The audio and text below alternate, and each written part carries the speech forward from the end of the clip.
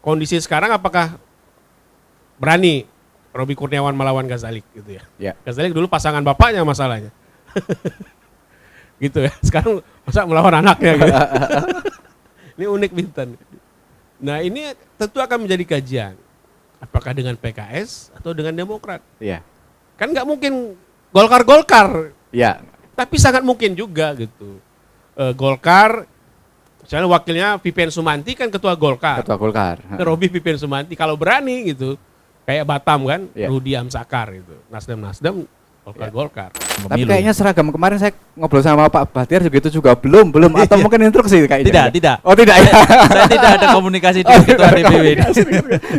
Setiap saya ngopi dengan Pak Bahtiar, belum. Memang belum. Kayaknya instruksi, tapi enggak instruksi ya. Tidak ada instruksi. Ya, jadi sebenarnya kalau ngomong jatah ya, sebenarnya seluruh partai koalisi kan punya jatah yang sama ya, tetapi tentu kalau dari urutan pengusung ya, kami kan yang ketiga, Bang. Demokrat, Golkar dan PKS yang ketiga ya. Ya, kami berharap ini menjadi jatahnya PKS.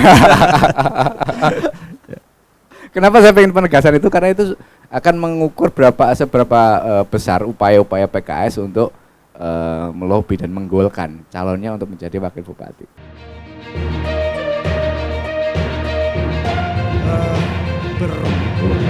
Sebenarnya kita itu punya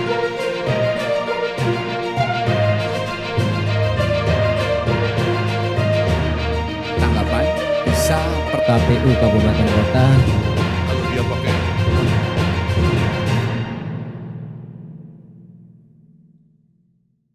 Masak ikan di kuali untuk hidangan sang selebriti. Pemilihan wakil Bupati Bintan kok alot kali? Apa ada yang setengah hati? Jadi kan tarik ulurnya kenceng kali kan. Ini Bang Robi ini, kita kaitkan dengan pengaruh ataupun seberapa besar pengaruhnya untuk di Pilkada 2024.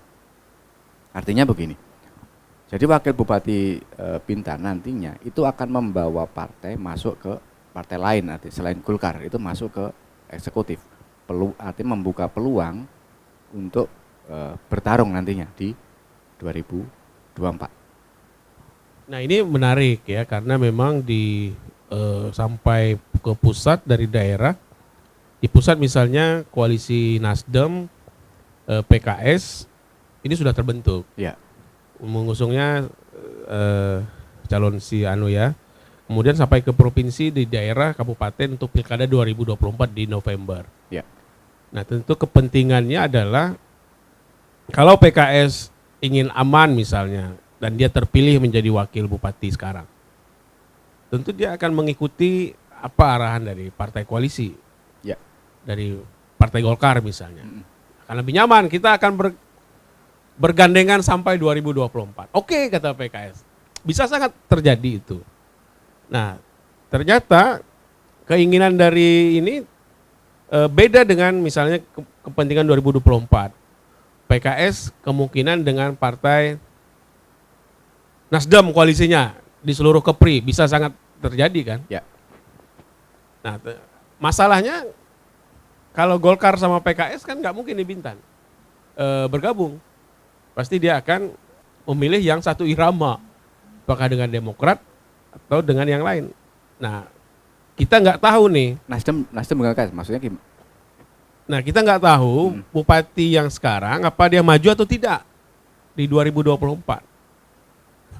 Atau Bu Dewi ibunya yang maju.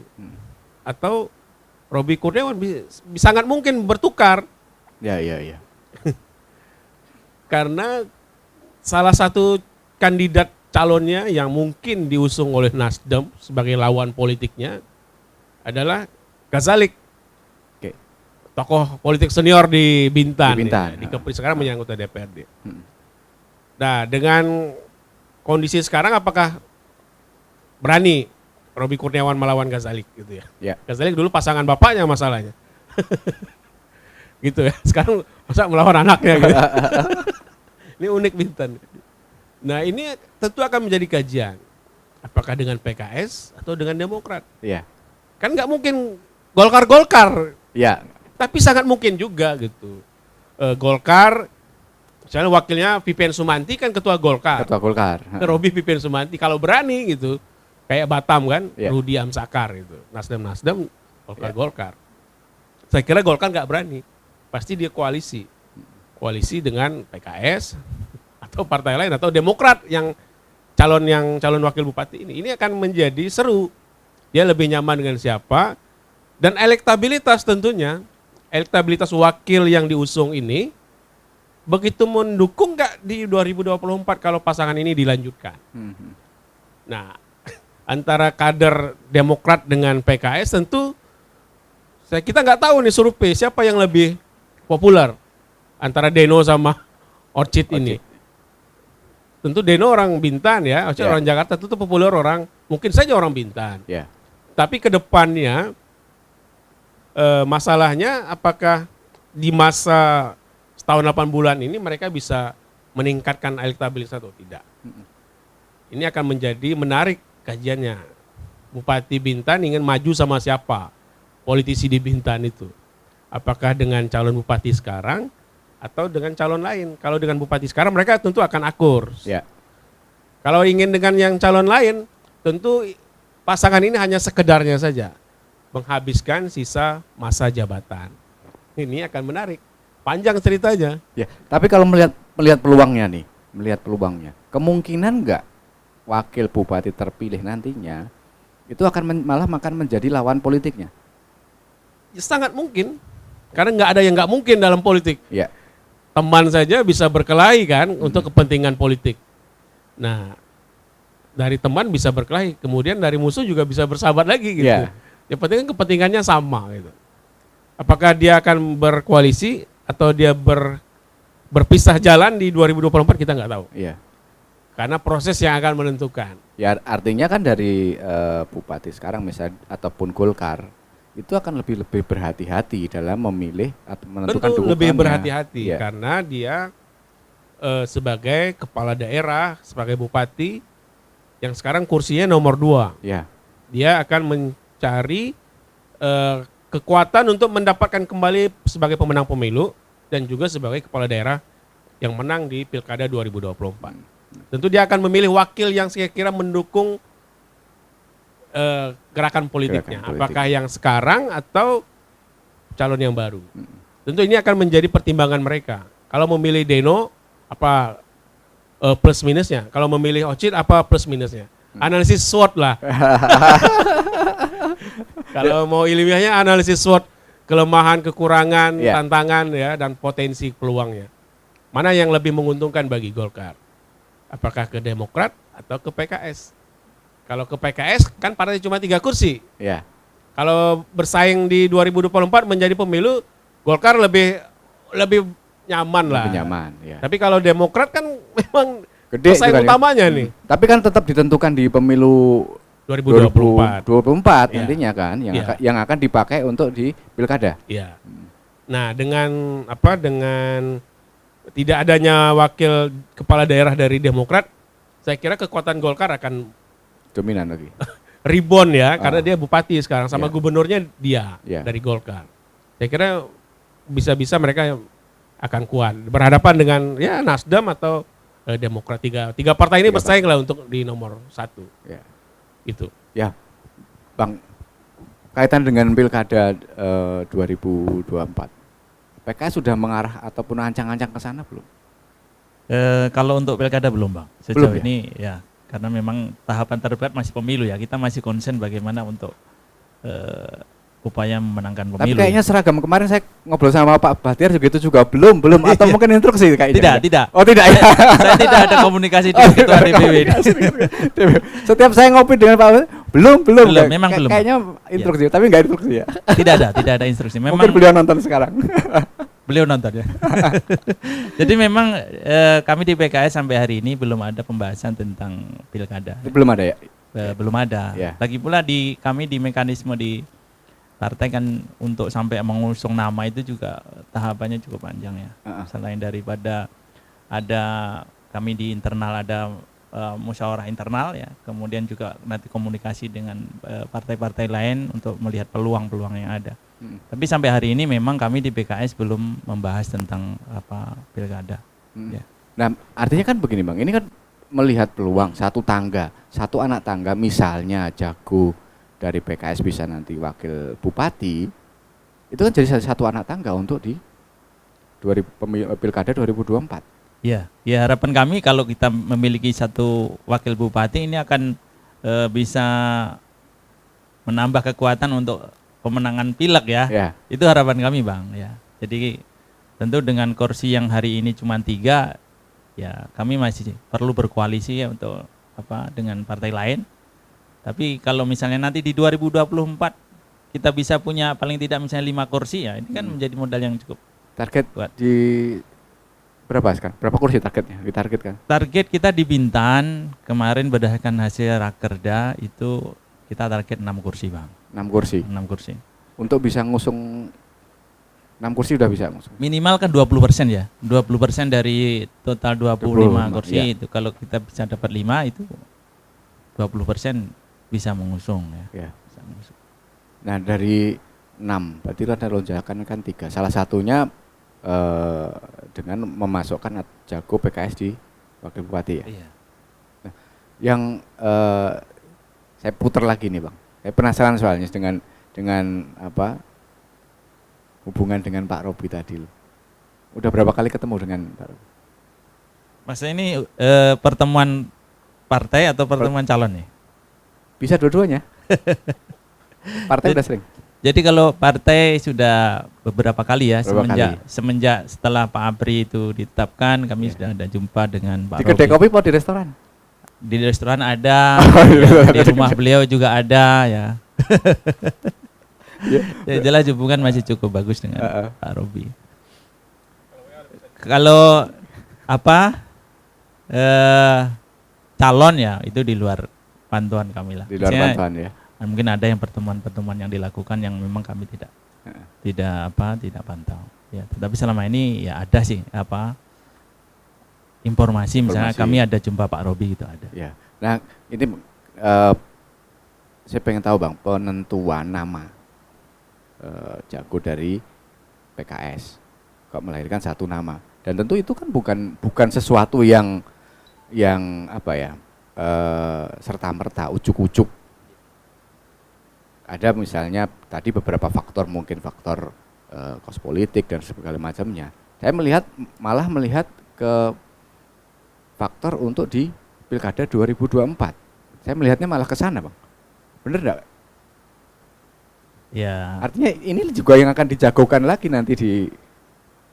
Tentu kita akan melihat dinamikanya, Bang ya. Jadi karena memang mekanisme di PKS sendiri untuk memunculkan salah satu calon ya yang akan kita usung itu melalui pemilihan internal dulu. Kalau kami biasanya ada pemilihan internal di anggota sehingga nanti dari situ diketahui siapa hasil yang tertinggi dari hasil pemilihan internal.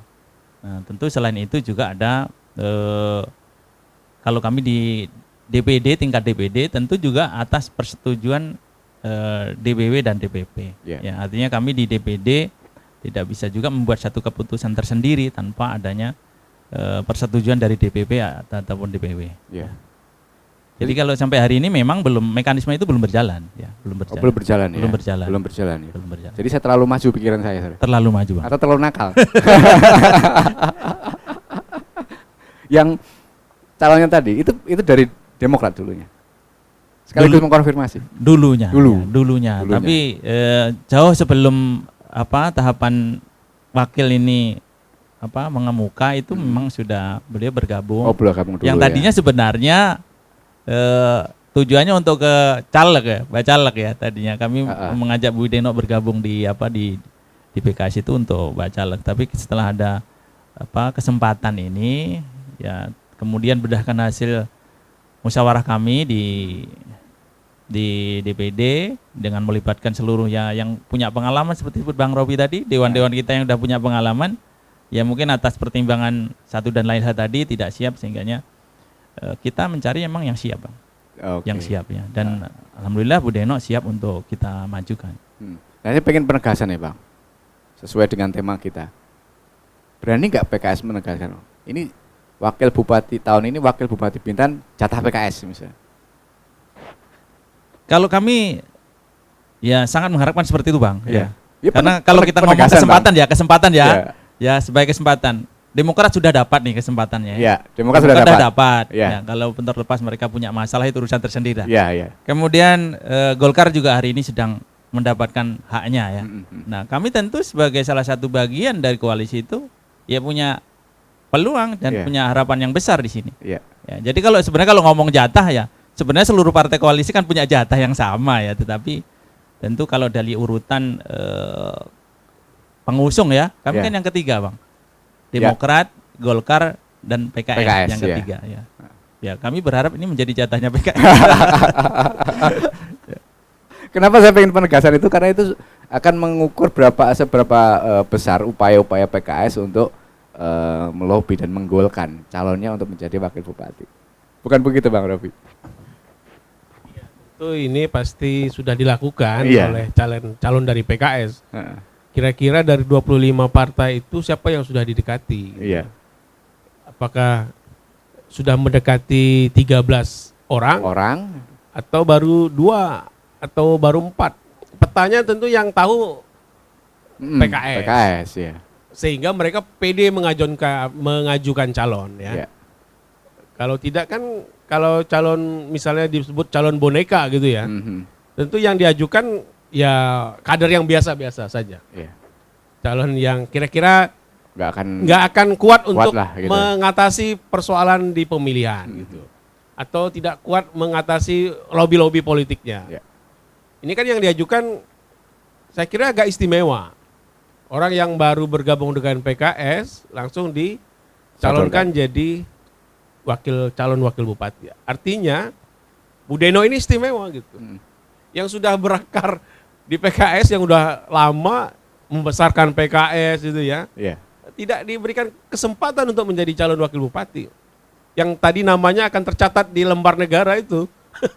Malah orang baru yang pindah Baru masuk jadi calon. jadi calon ya. Ini sesuatu yang wow gitu ya. Iya, iya.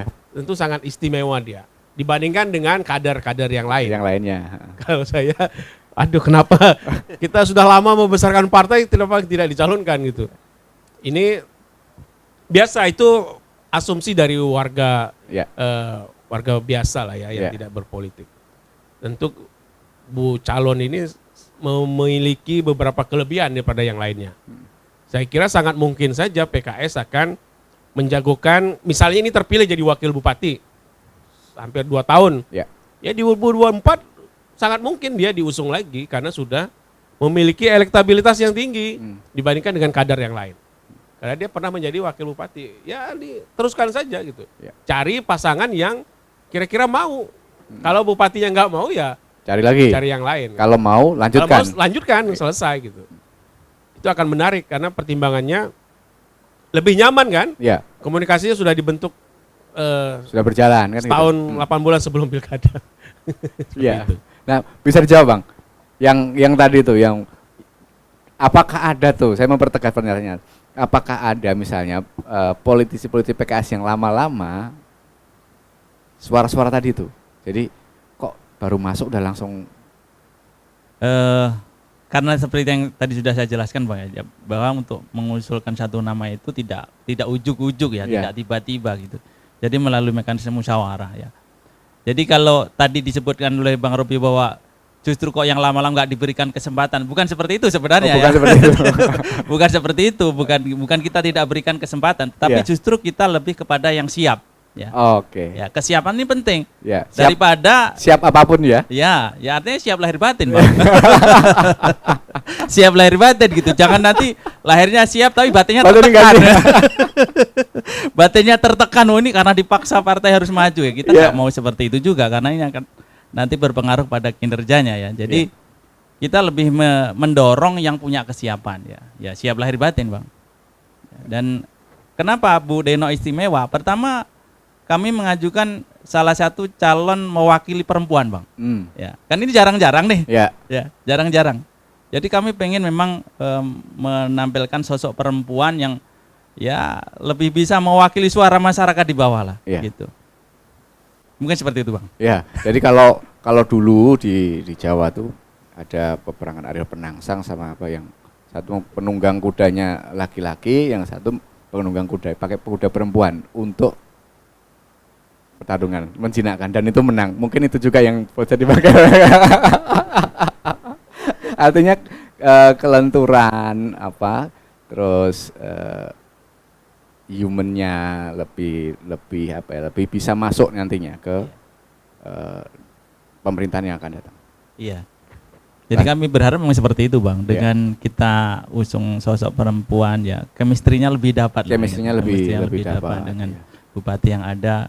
Kemudian kalau dari sisi usia juga Bu Deno ini masih cukup muda juga. Ya.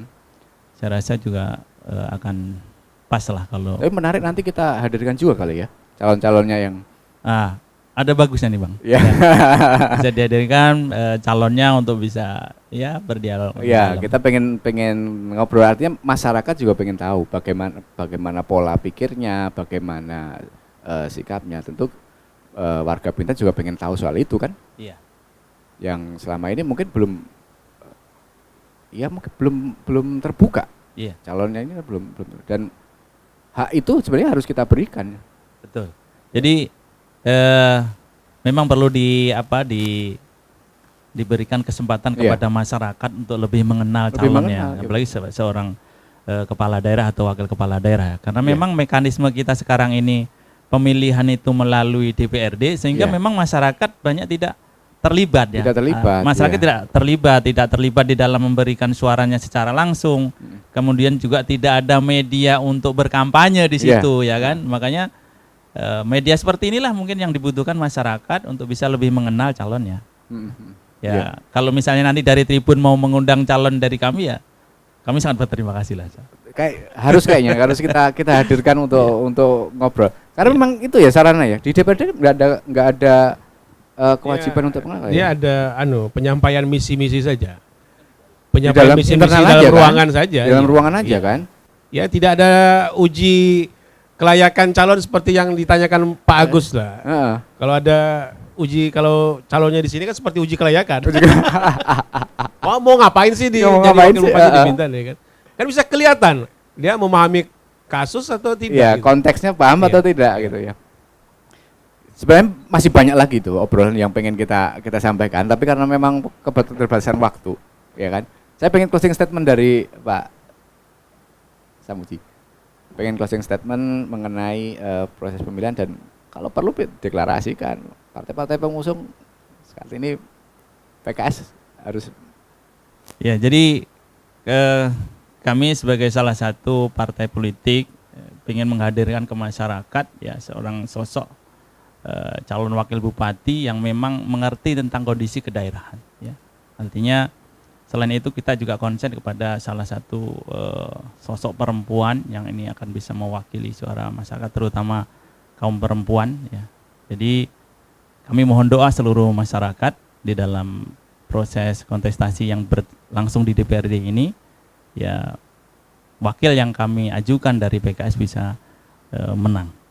Itu, terima kasih. Berarti penegasan ini jatah PKS. Insya Allah jatah PKS. Insya Allah jatah PKS, ya. Bang Robi, ada closing statement Bang Robi? Ya, pertama dalam proses pemilihan ini yang perlu diingat adalah tahapannya tidak melanggar ketentuan undang-undang, yaitu PP 12. Ini harus dicek betul. Apakah prosesnya dapat dilanjutkan atau di stop saja, biarkan ini saja bupatinya sendiri gitu. Kalau ini tidak diperbolehkan. Kalau ada diperbolehkan, maka panlihnya atau pansusnya dikasih tahu ke publik.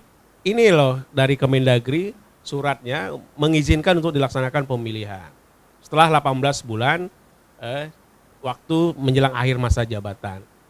Nah, yang ketiga, kalaupun tetap dilanjutkan adalah 25 suara di DPRD itu harus benar-benar memastikan suara mereka memilih calon yang tepat daripada yang ada itu. Bukan memilih yang terbaik ya, tapi ya pilih ya, karena tidak ada pilihan, cuma 2 orang. Kalau nggak A, si B gitu. Nah, yang ketiga adalah tentu partai akan mementingkan melihat kepentingan politiknya ke depan di 2024. Karena berapa bulan menjelang pemilu 2024. Kira-kira visi misi pemerintah Bintan ini akan tercapai dengan calon yang mana yang akan diisi. Dan bupatinya akan terbantu dengan siapa gitu. Kalau hanya dia duduk saja mengisi kekosongan wakil bupati, saya kira nggak perlu juga hadir wakil bupati. Tapi dia harus memberikan kontribusi kepada daerah. Karena dia digaji besar sebagai wakil bupati untuk membantu pembangunan di Bintan. Karena itu daerah yang sedang harusnya lebih maju, maka harusnya dipimpin dengan sosok yang memiliki kapasitas, kualitas. Karena ini mereka adalah orang-orang terpilih kan, saya kira itu. Ya, penegasan Bang, kira-kira yang menarik terakhir ini. Berapa persen kemungkinan anggota DPRD nantinya itu lari dari instruksi partai? Melihat person-person di sana. Kalau menjelang pemilu saya kira tak berani. Karena kartu asnya bisa dicabut. Iya. Baik, terima kasih, itulah obrolan kita di Mata Lokal Corner. Bagaimana kita pengen menghadirkan sosok wakil bupati Bintan nantinya yang bukan hanya mengisi kekosongan masa, tapi tetap harus memberikan warna dalam pembangunan Bintan nantinya. Itulah pembicaraan kita. Kita akan berjumpa lagi di Kamis depan. Sandal jepit kiriman kekasih. Kami pamit. Terima kasih. Assalamualaikum warahmatullahi wabarakatuh.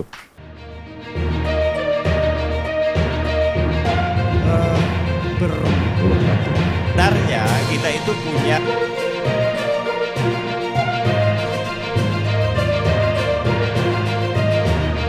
Tanggapan bisa per KPU Kabupaten Kota